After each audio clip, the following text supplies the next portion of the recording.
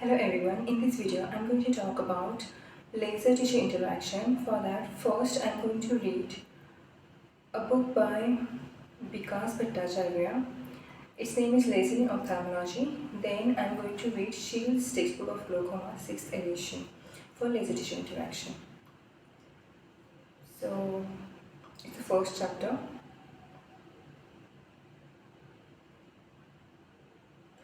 Laser, an abbreviation for light amplification by stimulated emission of radiation, is the equipment capable of emitting a powerful, highly monochromatic and coherent beam of electromagnetic radiation. Monochromatic electromagnetic radiation is made for single frequency or single wavelength and eliminates chromatic aberration. Coherent beam means all photons produced are in same phase with each other with limited divergence. Laser tissue interactions. Laser interaction with various tissues of the eye may be classified into following categories. So here they have given a nice chart. Laser tissue interaction, terminal effect. In that, there are three things: photocoagulation, photovaporization, and photoablation, that we'll see later on. Then photochemical effect. You will see photoablation also and photoradiation also. So photoablation, you can see it has terminal effect also and photochemical effect also. And then ionizing effect. In that, we'll see photodisruption. So laser tissue interaction, terminal effect, photochemical effect, and ionizing effect. Terminal effect, photocoagulation and photovaporization. Photochemical effect, photoablation and photoradiation. Ionizing effect is photodisruption. So first is terminal effect. So in terminal effects, three things are there. What are they? First is photocoagulation, photovaporization, and third is photoablation, which comes under photochemical effect also. So photocoagulation. In photocoagulation, temperature of treated tissue is increased from 37 degrees centigrade to at least 50 degrees centigrade, that is 10 to 20 degrees centigrade rise in the tissue temperature than the normal one, than the normal level. From the normal level, you can say, resulting in denaturation of tissue protein and coagulation at the absorbent tissue site. This results from conversion of light energy to heat energy. The monochromatic light from laser is absorbed by melanin, xanthophyll, present in the macula, and hemoglobin. That we'll see tomorrow, the pigments and what kind of radiations they absorb. In the kind of lasers are used in the ophthalmology, that we'll see later. In short, I don't want this video exceed beyond 20 minutes, like my reading. Then after that I'm going to add video on what is plasma, then what is Excimer laser, and that's enough, I think. Yeah. For laser tissue interaction. Then that was photocoagulation. What is photocoagulation in detail we'll see tomorrow, because already it's, I guess, yeah, it's 1 AM. So I have to complete it fast. I want to sleep earlier. What's happening? Now, photovaporization. Second terminal effect is photovaporization. In photovaporization, laser irradiation higher than photocoagulation threshold is applied to the target tissue. As a result, the tissue temperature can reach the boiling point of water, and sudden fast expansion of water vapor will cause tissue disruption, that is photovaporization. Photovaporization, that is cutting, is usually accompanied by photocoagulation, that is cautery or hemostasis. So example of photovaporization we have given, cautery for hemostasis. The tissue temperature rises from 37 degrees centigrade to the boiling point of water. So water boils, water vapors, they form, and sudden fast expansion of water vapor that will cause the tissue disruption. And this principle is used to cut the tissues. For example, cautery for hemostasis. And it is accompanied by the photocoagulation.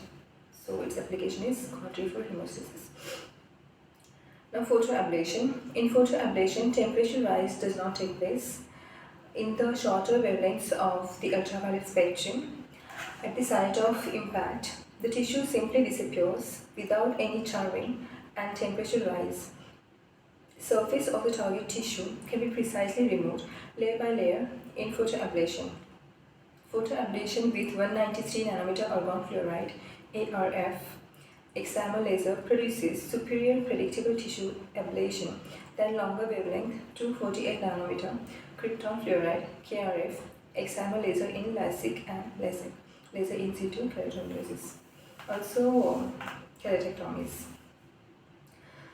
Then what is photoablation? Photoablation, there are gases, argon and fluoride, or krypton and fluoride. Argon, krypton are noble gases. The existing gases form normally. Fluoride is also a gas. So these gases in the laser tube, then when they are heated, they will combine to form the metastable compound argon fluoride, and then when coming back to their molecule or lower energy state, they will give off the photons of the similar wavelength, and that will cause the argon fluoride excimer laser. It is used to cut the tissue, and it doesn't cause temperature rise, and it causes the tissue disruption without causing the rise in the temperature. So adjacent tissue damage is least or none, you can say. Now photoradiation. What is photoradiation? Photoradiation means it is formation of the free radicals like singlet oxidation, which are cytotoxic, and the tissue destruction you can say. So photoradiation, there is one more example, or clinical applications are to destroy the metabolically active tumor tissue, that is more metabolically active than the surrounding tissue. And then second is in choroidal neovascular membrane, to destroy this choroidal neovascular membrane vertiporphin as a photosensitizer. So in photoradiation, what happens? It is formation of the free radical, but for that and for the selective localization, we need the photosensitizing material. So hematoporphyrin in tumor tissues and vertiporphin in choroidal neovascular membrane. So I'll read first. Hematoporphyrin derivative is selectively taken up and retained by metabolically active tumor tissue. In photoradiation, this photosensitized tissue is exposed to 630 nanometer red lights from a dye laser, producing cytotoxic singlet oxygen and tissue destruction. Similarly, vertiporphin preferentially accumulates in choroidal neovascular membrane. In photodynamic therapy, the choroidal neovascular membrane is subjected to laser emission from dye 689 nanometer with resultant occlusion and thrombosis of neovascular tissue. So in tumor tissue, what is the application of the photoradiation? We need the photosensitizing material for the formation of the free radicals like singlet oxidation, which are cytotoxic. So these photosensitizers in destruction of the tumor tissue, metabolically active tumor tissue, is hematoporphyrin, which is selectively taken up and retained by the photosensitized, is retained by the metabolically active tumor tissue, and then it is subjected to the laser treatment, red light dye laser 630 nanometer. The second is in choroidal neovascular membrane. These new vessels, they retain in those vessels what accumulates preferentially is vertiporphin, and it is subjected to which kind of laser? It is a dye laser. First was dye laser, that is red dye laser 630 nanometer, and here it is dye laser 689 nanometer, both red lasers, with resultant occlusion and thrombosis of the neovascular tissue. That was about the photoradiation. Now photodisruption. In photodisruption, temperature of treated localized microscopic area of tissue is increased from 37 degrees centigrade to 50,000 degrees centigrade. On optical breakdown at the desired site, electrons are stripped from the atoms of target tissue, resulting in development of plasma field and bubble. This leads to hemodynamic and acoustic shock wave, which mechanically tears the tissue microscopically. So in photodisruption, what happens? See, whenever we provide the energy, be it electric energy or be it thermal energy, whatever the energy it is, to the matter, there are 3 states. Means I remember that I have studied 3 states of matter only. I don't remember the plasma state, even if I have read or learned about it. I don't remember that I learned the fourth state, but usually my memory is good. I think I have not learned the fourth state of matter, plasma. So I came to know about it in my post-graduation only while studying this laser. So what is plasma? Plasma is considered as the fourth state of matter. So what is that? When you heat the solid, the molecules separate, they turn into liquid. Again you provide the heat, the molecules again separate. Then what happens? Then it turns into a gas. You heat the gas, what will happen? The electrons in the atoms are stripped from their orbits, and then ionized atoms will be formed, and ionized molecules or ionized atoms will be formed, and the electrons will form. And they can it's not like that they will be separate. They will come back to their natural state also, and again they will separate from each other. It's like a chain reaction, these photons, and while coming back to the natural lower state energy, they will give off the photon. Again this photon will strike the other atoms and the molecules. Again this cycle continues. So this is the plasma, and this plasma, it leads to hydrodynamic and acoustic shock wave. Hydrodynamic expansion. See, wherever you heat something, it will expand. Okay. So liquid, what gas expand? Solid, it will turn into liquid, it will expand. Liquid will turn into gas on heating, so it will expand. Again the gas will be heated, suppose. Again if you heat the gas, it will turn into plasma, it will expand. So it's like they are calling that expansion wave as hydrodynamic and acoustic shock wave. And this mechanically tears the tissue microscopically. Obviously it's expanding, something is expanding. The energy expansion, you can say, is there, so it will cut the tissue microscopically. So photo disruption, what are the examples? They are not given here, the examples. Examples of photo disruption are given in the shields. That's why I want to read the shields also for this. It's the NDR capsulotomy, photo disruption. Argon laser and NDR lasers, photo disruption. Examples of it are posterior capsulotomy, and second thing, laser iridotomy. So that was about the laser tissue interaction. Once again, I'll just read the chart. I'll summarize it. For that, I'm referring this chart. It's a really nice chart.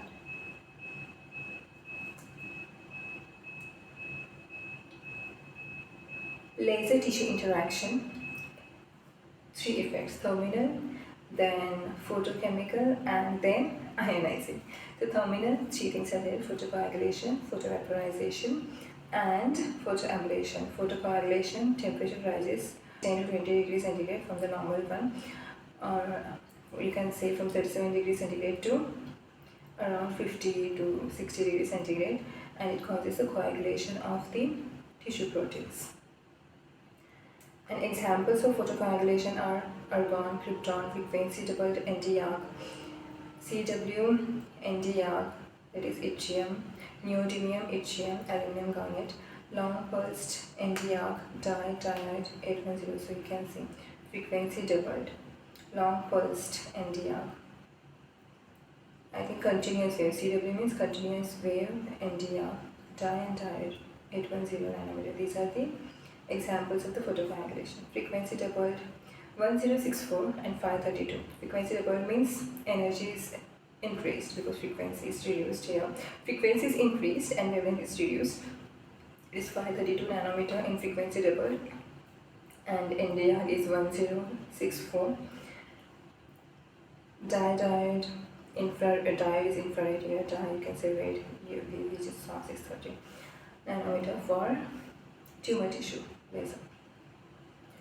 So photocoagulation, argon, krypton, frequency double, Nd:YAG, long pulsed Nd:YAG, continuous wave Nd:YAG, diode 810 nanometer. Photovaporization, carbon dioxide for cartridge hemostasis. Then photoablation. Photoablation also has a thermal effect, and it has the photochemical effect also. So what is that? Excimer laser. argon fluoride, krypton fluoride. These are the noble gases, and argon, krypton are noble gases, and fluorine also a gas. Then frequency quadrupled India, frequency quadrupled, you can say 103, 1064 by 4. Yeah. Frequency quadrupled India means 266. I guess 1064 divided by 4 will be 266 nanometer. Chromium, yak, and frequency doubled dye for photoablation. We use Excimer, argon fluoride, and krypton fluoride.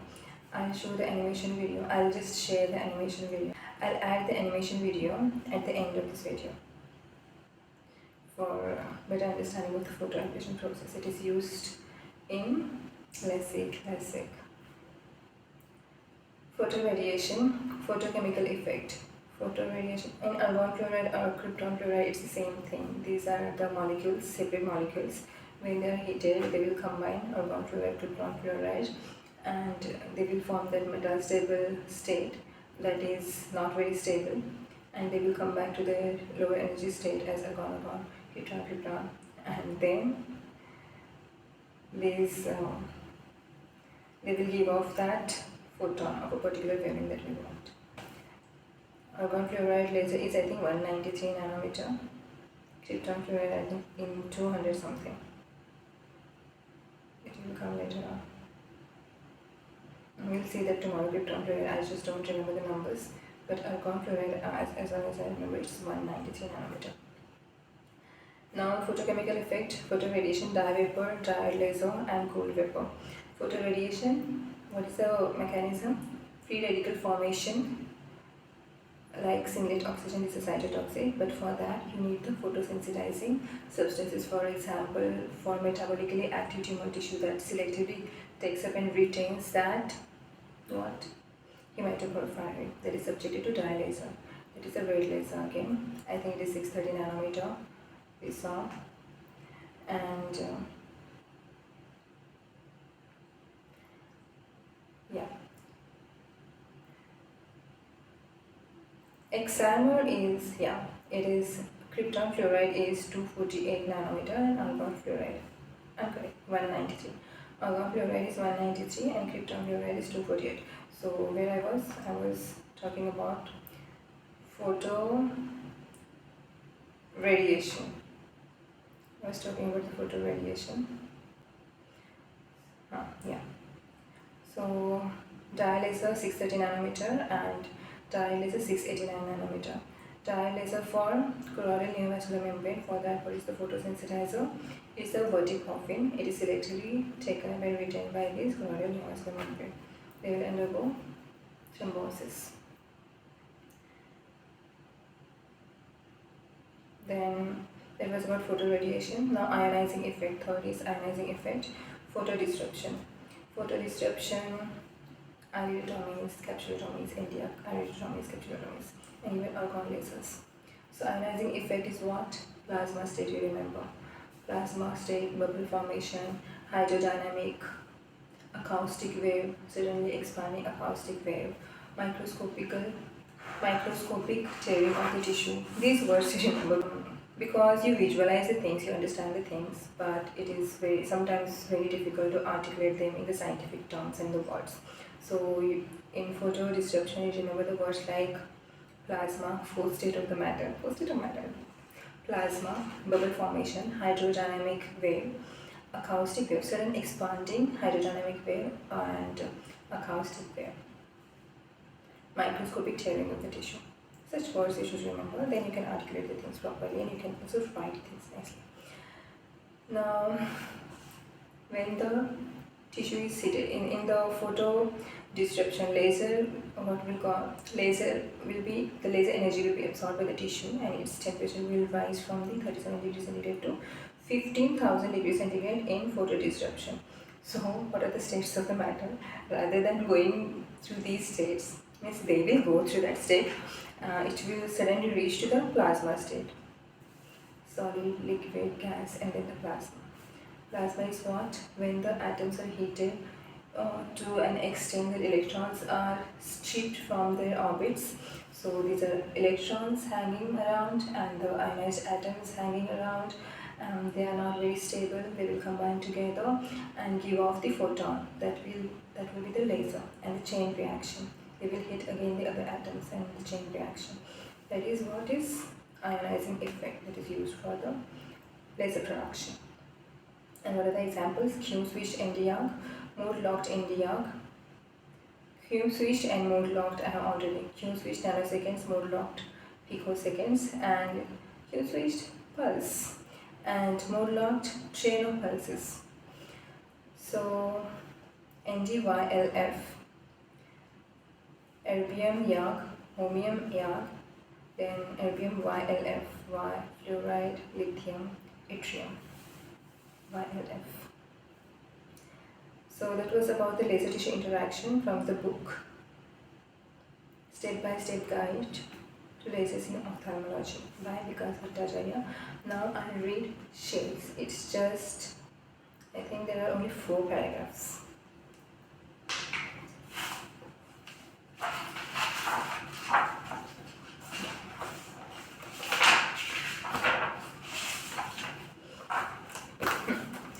So laser-induced tissue interactions, it is a chapter 35, Principles of Laser Surgery for Glaucoma. It is the Shields textbook of Glaucoma 6th edition. Its page number is 449. Laser-induced tissue interactions, thermal effects, ionizing effects, and photochemical effects. Thermal effects, which were there, photocoagulation, photovaporization, and photoablation. Photoablation also falls into photochemical effect, and photochemical effect is photoradiation. 2 photosensitizers you remember in ophthalmology. What we need to remember first is choroidal neovascular membrane. The photosensitizer is vertiporphin, and the direct laser. And in metabolically active tumor tissue, it is the hematoporphyrin, and the laser is dye. Dye is 680 nanometer, diode is 689 nanometer. It's a very So the tissue effects produced by laser surgery are of 3 types: thermal, ionizing, and photochemical. And ionizing is that plasma I have already discussed. 3 times I have discussed. Thermal effects. In this situation, the absorption of laser energy by the target tissue produces temperatures high enough to induce chemical changes that can cause local inflammation and scarring. Photocoagulation. Local inflammation and scarring in photocoagulation. Or to vaporize intracellular and extracellular fluids. Vaporization of the intracellular and extracellular fluid, that is in the photovaporization, creating an incision in the tissue, cutting of the tissue, and also for the hemostasis. Photovaporization. Then factors influencing the laser thermal effects include wavelength of the incident light, B, duration of exposure, and C, amount of light energy per area of exposure. Melanin, the pigment of most target tissues in glaucoma laser surgery, has a peak absorption in the blue-green portion of the visible spectrum. Therefore, lasers with wavelengths between 400 and 600 nanometer are most useful for these procedures, and the argon laser is a prototype photocoagulator. The heat generated by the absorption of laser energy is dissipated by the surrounding tissue. A short exposure time and a high energy level and area reduce heat conduction, which causes tissue temperatures to reach the critical boiling point, producing gas bubbles with tissue disruption and photovaporization through a microexplosion. This reaction can be used to create holes in ocular tissue. That is photodisruption we are talking about in this paragraph. As with laser iridotomy, at lower energy levels, photocoagulation may produce contraction of collagen. Means same laser at different energy level in different pulse modes, different exposure time, they will have the photocoagulation effect, then photodisruption effect. That's what they are talking about. It's photoionization, but we are supplying its effect is increasing the temperature, but it is causing ionizing. So we have not discussed it under the thermal effect, but it has thermal effect. But main effect is because of the plasma. This reaction can be used to create holes in ocular tissues. As with laser iridotomy at lower energy levels, photocoagulation may produce contraction of collagen, which is the mechanism of pupilloplasty. Pupilloplasty, contraction of collagen, photocoagulation. Pararetinal photocoagulation and in pupilloplasty. We'll see laser uses in ophthalmology step by step. And aridoplasty and possibly of laser trabeculoplasty. Photocoagulation will cause what? Local inflammation, charring, then contraction of the collagen that will open up the typical major places in trabeculoplasty, then alter the structure or of the pupil and airways, so pupilloplasty, aridoplasty, and laser-trabeculoplasty. Now, ionizing effects. Ionizing effects, plasma formation, photodisruption. If intense laser energy is focused into a very small area for a very short period of time, a reaction occurs that is independent of pigment absorption and is referred to as photodisruption. An instantaneous electric field is generated which strips electrons from target atoms, producing a gaseous state called plasma. See, plasma gaseous state, but plasma itself is a fourth state. It is considered as a fourth state of matter.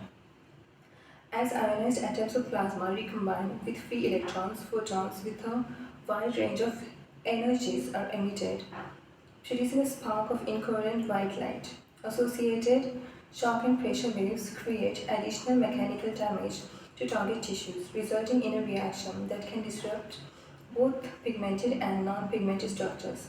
Thermal effects are also involved in the mechanism of photodisruption. The NTR, neodymium yttrium aluminum garnet. Laser is the most commonly used photodisruptor.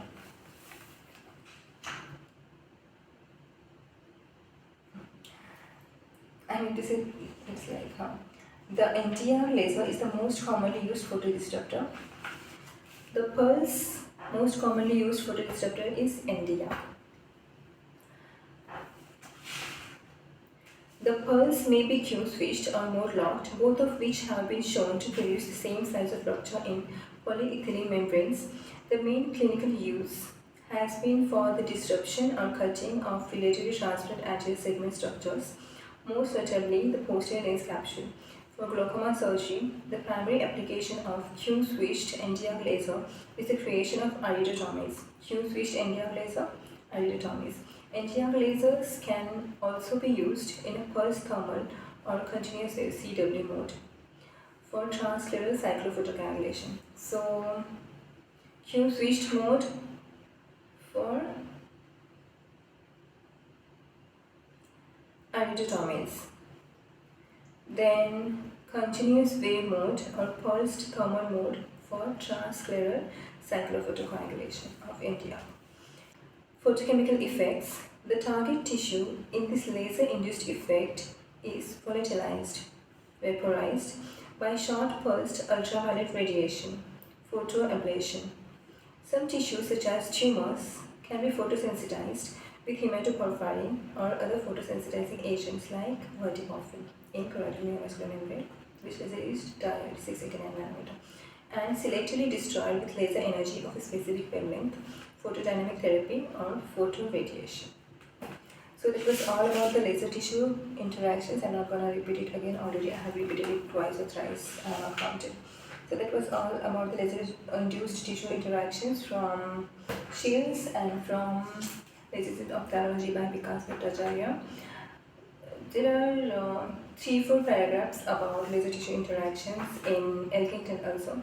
That laser chapter from Elkington I'll read after I read the first chapter from the book by Vikas Bhattacharya, because nicely given. I think I like that book.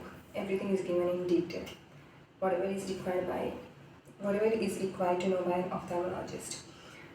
So that was all about laser-induced tissue interactions today. Tomorrow I'll talk about photocoagulation, and when I'm talking about the photocoagulation, I would like to read the chapter from Arvind or from Shields on neovascular glaucoma. Fast I'll read.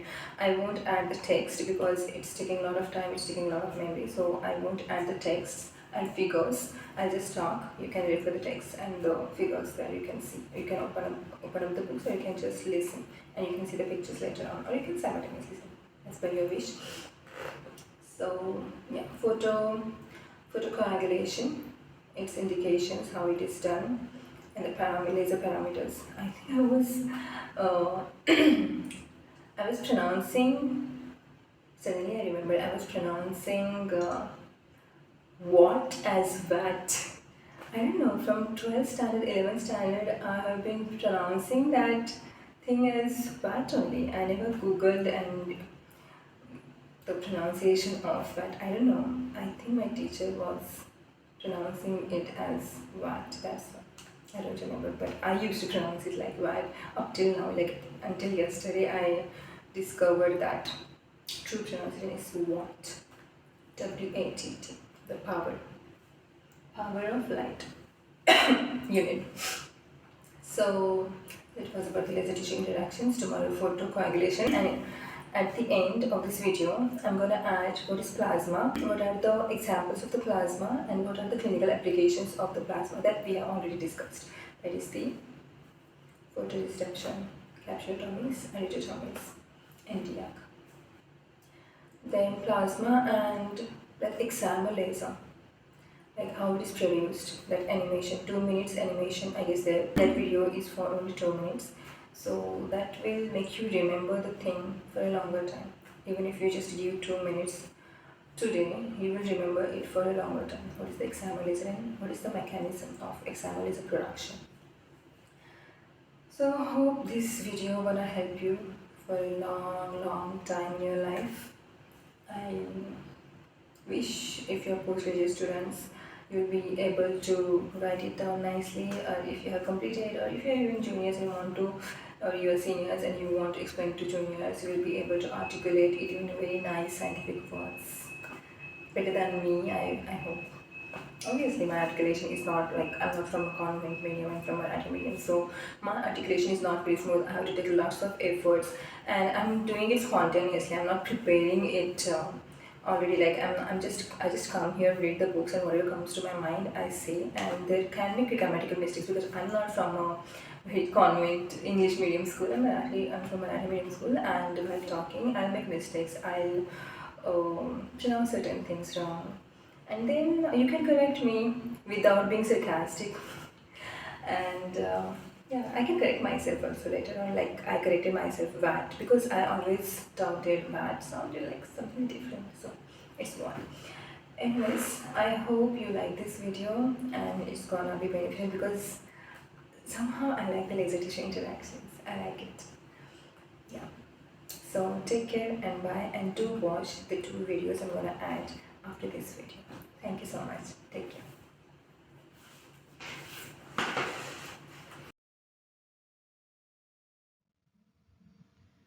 The PLD system uses a laser known as a KrF Excimer laser. This means that it uses the krypton fluoride gas molecule to power the laser. This is an ultraviolet laser that operates at 248 nanometer long wavelengths. As humans, we can see between 400 and 800 nanometer long wavelengths, so we cannot see this laser. Krypton and fluorine atoms are introduced into the laser cavity. This is the ground state of the molecules. Electrons discharged from the negative electrode may collide with krypton or fluorine atoms. The electrons will excite the krypton atoms or break apart the 2 fluorine atoms. The molecules are now in their excited state. This now makes the krypton and fluorine want to combine and create a molecule. This would be the metastable state in our previous example for general lasers. The krypton fluoride molecule is unstable and can randomly produce a photon. When this photon contacts another krypton fluoride molecule, it de-excites the krypton fluoride molecule. And when that happens, it produces a photon. Since the molecule de-excitation was initiated by a photon, the photon produced travels in the same direction as the initiating photon. Inside the laser cavity, there is a mirror on each side, one being 100% reflectivity, in this case the mirror on the right, and the other a slightly lower percent reflectivity, the mirror on the left. We have the ability to control the energy and number of pulses the laser produces.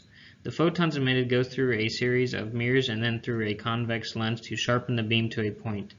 This then ablates the target material and creates plasma. Plasma can get up to 10,000 degrees Celsius. To put this into perspective, that is harder than the surface of the sun. Thank you for watching this video, and I hope you learned something new.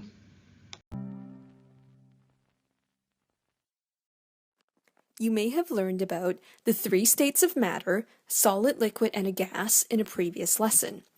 Did you know that there is a 4th state of matter, plasma? In this lesson, we will learn about plasma. Let's start by thinking about ice. When ice is sufficiently heated, it melts to form water. It has therefore undergone a change of state, from a solid to a liquid.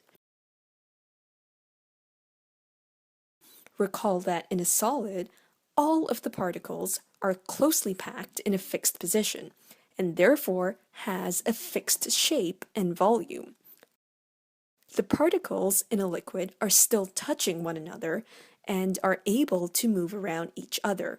Therefore, a liquid still has a fixed volume, but it takes the shape of their container.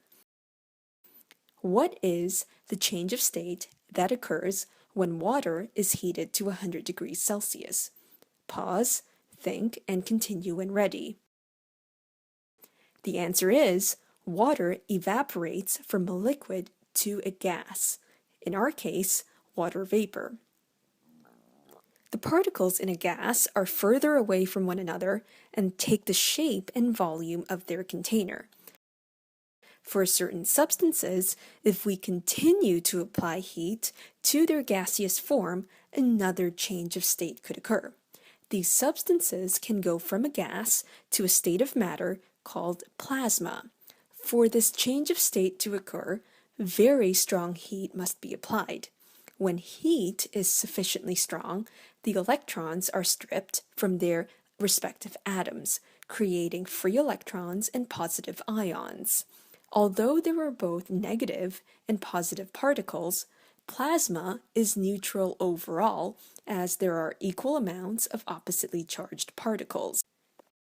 Since free electrons are present, substances in plasma form can conduct electricity. This is what separates a gas from plasma. All gases cannot conduct electricity, but plasma can. Naturally occurring plasma include lightning and the northern lights. If we were to go far beyond planet Earth, stars also exist in plasma form. In fact, stars are really just hot balls of plasma.